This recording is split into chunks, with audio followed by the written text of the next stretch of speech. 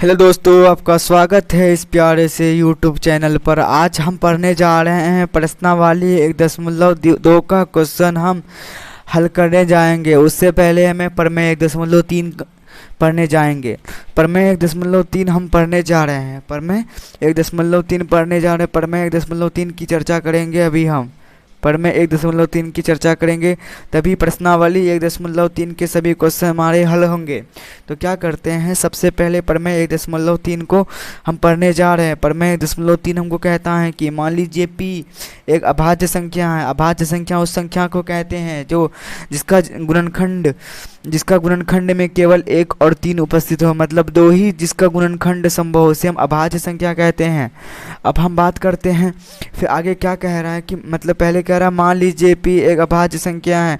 यदि p a² को विभाजित करती है तो p a को भी विभाजित करेगी, जहाँ a एक धनात्मक पूर्णांक है।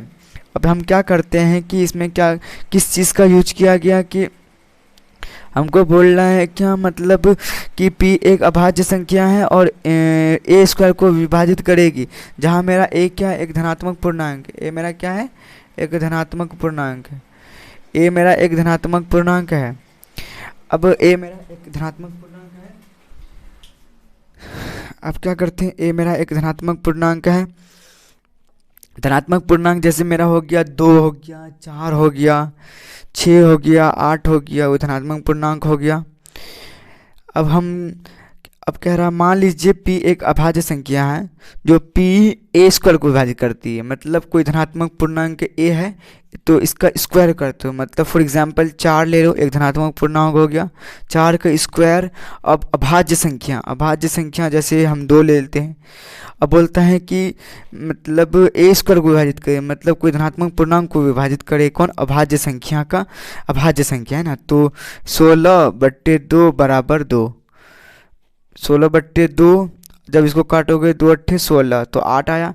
अब अगर ये स्क्वायर को हटा भी दोगे फिर भी अभाज्य संख्या से विभाजित होगी, तो स्क्वायर को हटा देते हैं तो 4/2, फिर भी ये मेरा जो धनात्मक संख्या है, धनात्मक पूर्णांक, फिर भी एक अभाज्य संख्या से विभाजित होगी। तो ये प्रमेय यही कहता है कि जब मेरा धनात्मक पूर्णांक का स्क्वायर हो या वर्ग हो, तो अगर अभाज्य संख्या से विभाजित होती है तो इसको हटा भी दोगे ना, तो वर्ग को हटा भी दोगे। जैसे यहाँ किए हम, धनात्मक पूर्णांक का वर्ग किए, अभाज्य संख्या से विभाजित हुआ, तो इसको हटा भी देंगे तो फिर भी ये मतलब अभाज्य संख्या से विभाजित होती है। फॉर एग्जाम्पल एक संख्या और ले लेते हैं हम, 9/3। अब देखो 9 एक मेरा धनात्मक पूर्णांक है, अब 3 क्या अभाज्य संख्या है, तो इसका हम क्या किए, पहला क्या किया कि a² का मतलब वर्ग, a² का ये वर्ग, a² का वर्ग किए।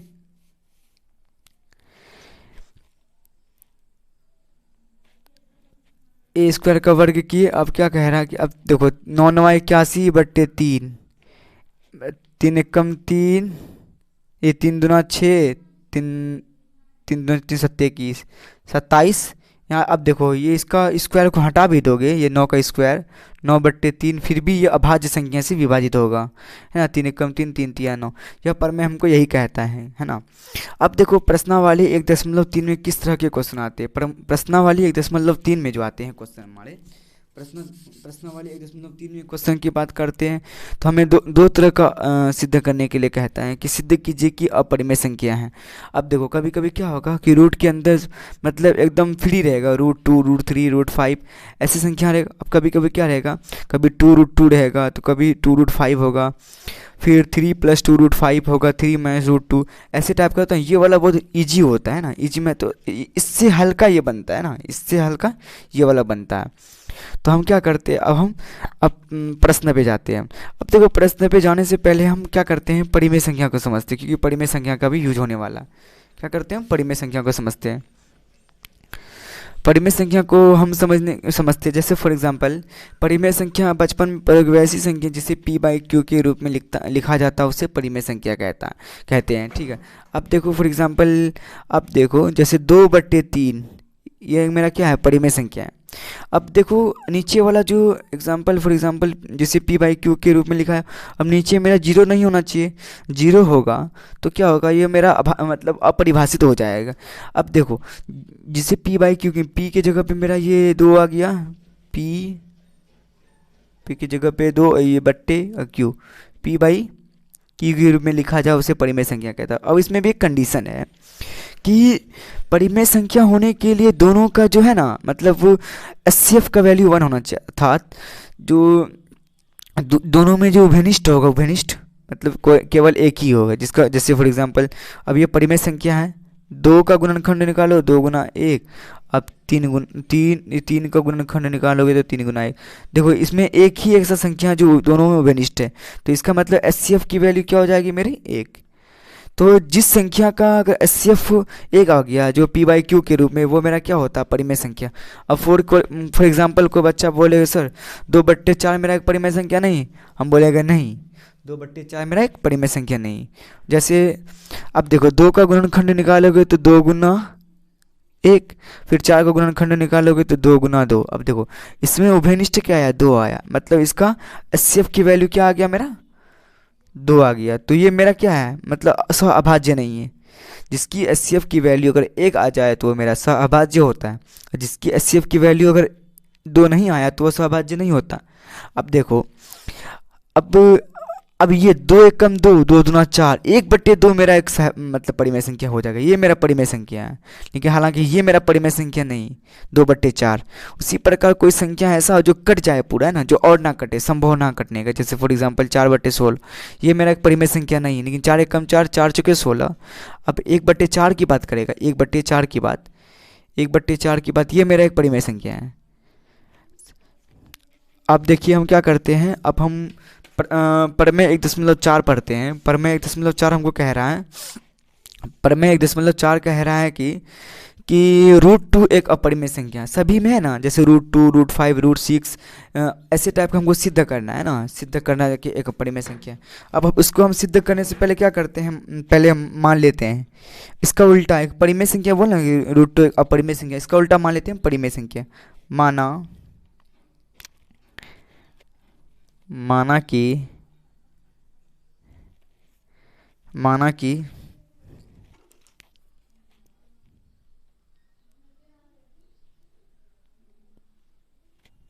देखिए दोस्तों थोड़ा तो गड़बड़ सब हो गया टेक्निकली सर, एक मिनट एक मिनट। माना कि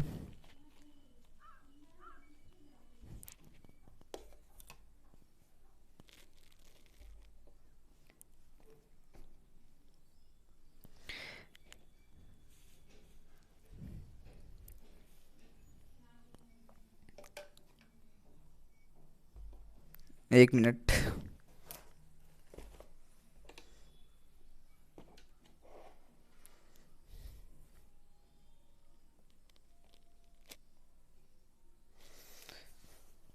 माना कि √2 एक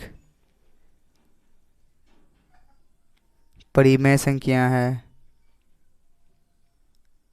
माना कि √2 एक परिमेय संख्या है,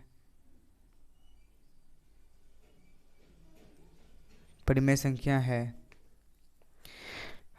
अब देखिए जिसको हम मान लिए कि एक परिमेय संख्या है, तो इसको हम इस प्रकार लिख सकते हैं, किसी संख्या को अगर परिमेय संख्या मानेंगे, अब क्या करते हैं इसको हम √2 को मान लेते हैं p बाई क्यू, √2 बराबर p बाई क्यू। अब देखो अब q यहाँ पे जीरो नहीं होना चाहिए, अगर q मेरा जीरो हो गया तो मेरा अपरिभाषित आंसर हो जाएगा, q नहीं है किसके, जीरो के बराबर। अब यहाँ p और q क्या होना चाहिए, एक सहअभाज्य होना चाहिए, मतलब दोनों का एचसीएफ की वैल्यू दोनों का अगर उभयनिष्ठ लोगे ना तो एक आएगा, मतलब इसकी एचसीएफ की वैल्यू एक आएगा। तो p और q सहअभाज्य है, p और q क्या है मेरा, सहअभाज्य। अब क्या करते हैं हम कि √2 बराबर, ये कोना कोनी गुना कर दिए हम, √2q बराबर होता है p के बराबर। अब हम क्या करते हैं फिर q बराबर कर लेते हैं p/√2। अब दोनों तरफ वर्ग कर देते हैं। वर्ग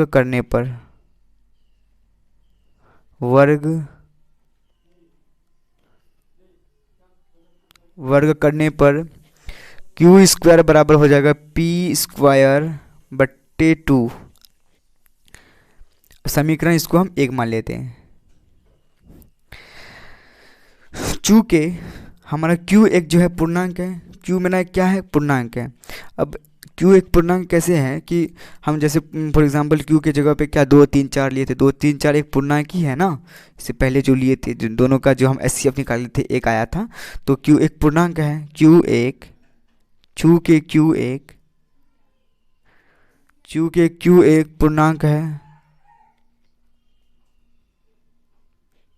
पूर्णांक है। इसलिए क्यू स्क्वायर भी एक पूर्णांक है।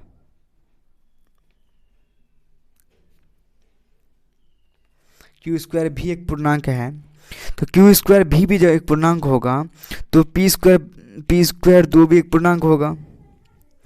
पी स्क्वायर 2 भी एक पूर्णांक होगा।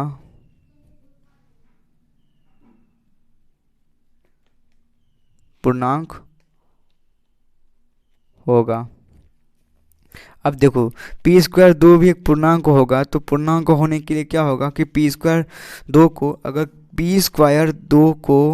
अगर पूर्णांक संख्या है, पी स्क्वायर 2 एक पूर्णांक संख्या है, तो सबसे पहले पी स्क्वायर 2 एक पूर्णांक संख्या है, तो इसको क्या होना चाहिए कि पी स्क्वायर 2 फॉर एग्जांपल लो, तो पी स्क्वायर को 2 से विभाजित होना जरूरी है। जैसे पी स्क्वायर की जगह पर लो 4 का स्क्वायर बट्टे 2।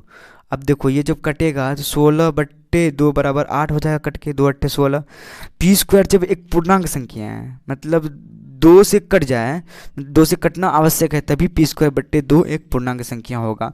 तो हम वर्ग को हटा भी देंगे तो 4 बट्टे 2 एक फिर भी एक पूर्णांक प्राप्त ही होगा हमको, है ना। तो वही इसमें प्रमेय 1.3 जो पढ़े ना, इसमें यही यूज है। पी स्क्वायर 2 भी एक पूर्णांक संख्या होने के लिए क्या होगा कि इसलिए पी स्क्वायर 2 को क्या होगा, पी स्क्वायर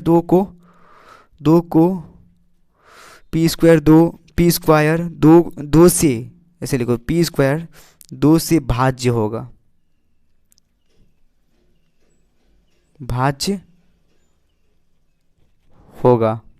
इसलिए इसका वर्ग भी हटा देंगे फिर भी 2 से भाज्य होगा ही होगा, है 2, पी भी 2 से भाज्य होगा।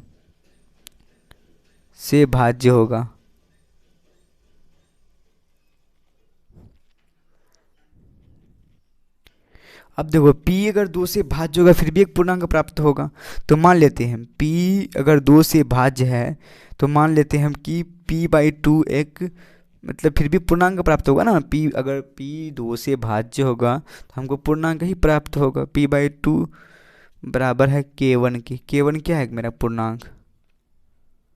k1 क्या है मेरा, पूर्णांक है।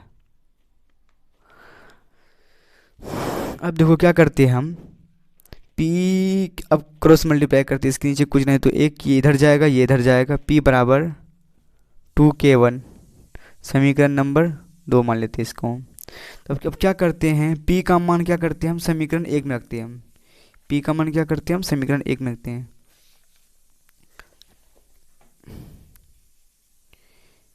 समीकरण 1 में p का मान रखने पर, समीकरण 1 में हम p का मान जब रखेंगे तो क्या है मेरा, क्यू स्क्वायर बराबर पी स्क्वायर बट्टे 2। जब इसकी वैल्यू रखेंगे इसमें तो क्या आ जाएगा मेरा, तो क्यू स्क्वायर 4k1 स्क्वायर बट्टे 2, 4k1 स्क्वायर बट्टे 2, ये 2 एक कम 2, 2 दूना 4, ये कट जाएगा। फिर देखो क्यू स्क्वायर बराबर है 2k1 का स्क्वायर। अब क्या करते हैं हम, k1 को हम अलग कर दें, k1 स्क्वायर बराबर हो जाएगा क्यू स्क्वायर बटे 2। अब देखो क्या करते हैं हम कि k1 एक पूर्णांक है ना, k1 को हम क्या माने थे, एक पूर्णांक माने थे। यहाँ पे हम k1 को हम एक पूर्णांक माने थे। कहाँ गया है, k1 को एक पूर्णांक माने थे हम। तो हम क्या करते हैं कि चूंकि k1 एक पूर्णांक है, k1 एक पूर्णांक है, इसलिए k1 का स्क्वायर भी पूर्णांक होगा, पूर्णांक है।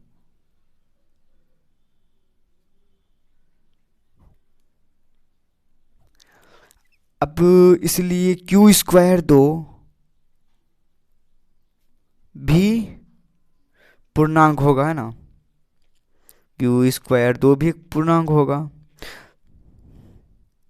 अब क्यू स्क्वायर 2 को पूर्णांक होने के लिए क्या होगा कि क्यू स्क्वायर को 2 से विभाज्य होना आवश्यक है, लिख दो। इसलिए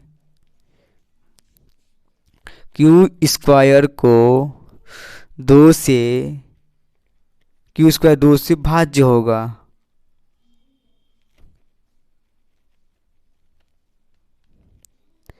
होगा फिर लिखो, इसलिए क्यू 2 से भाज्य होगा। स्क्वायर हटा देने पे फिर भी 2 से भाज्य होगा। परमेय पढ़े हैं जिसमें 1.3 में उसी का यूज यहाँ पे हो रहा है, तो भाज्य होगा। एग्जाम में आपको ऐसे ही लिखना है ना, एग्जाम के पॉइंट व्यू से ये क्वेश्चन बहुत इंपॉर्टेंट है। हर एग्जाम में, बिहार बोर्ड हो, यूपी बोर्ड, झारखंड बोर्ड, अब जहाँ भी जाओगे ये बोर्ड में ये क्वेश्चन आना ही है। अब क्या है कि q अगर 2 से भाज्य है तो फिर भी पूर्णांक प्राप्त हो q, इसलिए मान लेते हैं, माना q/2 बराबर k2, दूसरा पूर्णांक मान लिया k2। k2 क्या है, मेरा एक पूर्णांक है, पूर्णांक नहीं समझे, पूरा पूर्णांक, पूर्णांक है। फिर क्या करते हैं, इसको हम क्या करते हैं, हम कहाँ गया, ठीक है यहाँ पे।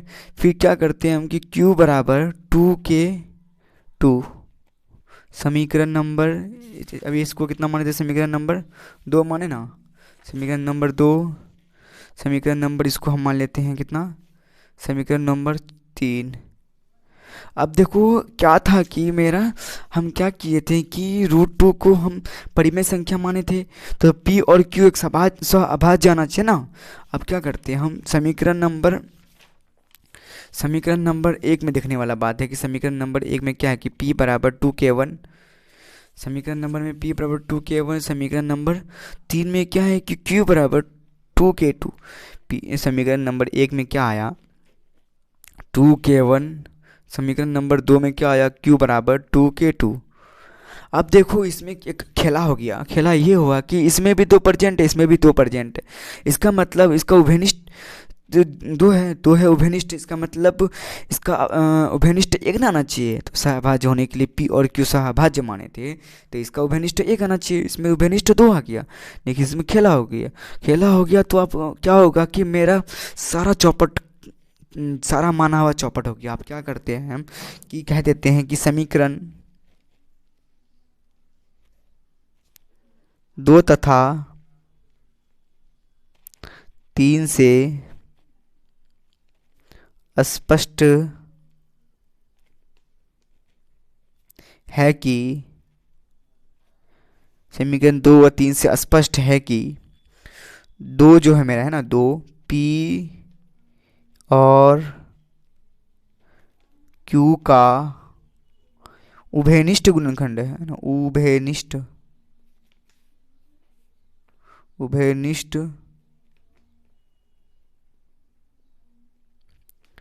गुणनखंड है।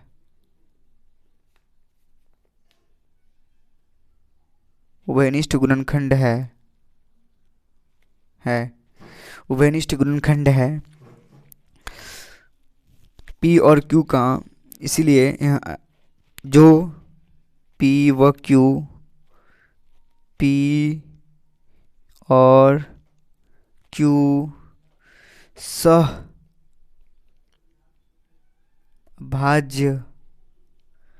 नहीं है, सहअभाज्य नहीं है, जो कि हमारी पूर्व कल्पना के, जो कि हमारी या हमारा जो कि हमारा या हमारी पूर्व कल्पना के या पूर्व कल्पना के पूर्व कल्पना के पूर्व कल्पना के विरोधाभास है। विरोधा विरोधाभास है। विरोधाभास है कि रूट टू एक परिमेय संख्या है।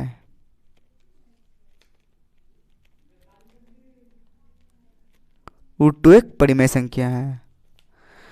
तो लिख सकते हैं अतः रूट टू एक अपरिमेय संख्या है। अपरिमेय संख्या है। अपरिमेय संख्या है। रूट टू क्या है? एक अपरिमेय संख्या। सिद्ध हो गया। Thank you.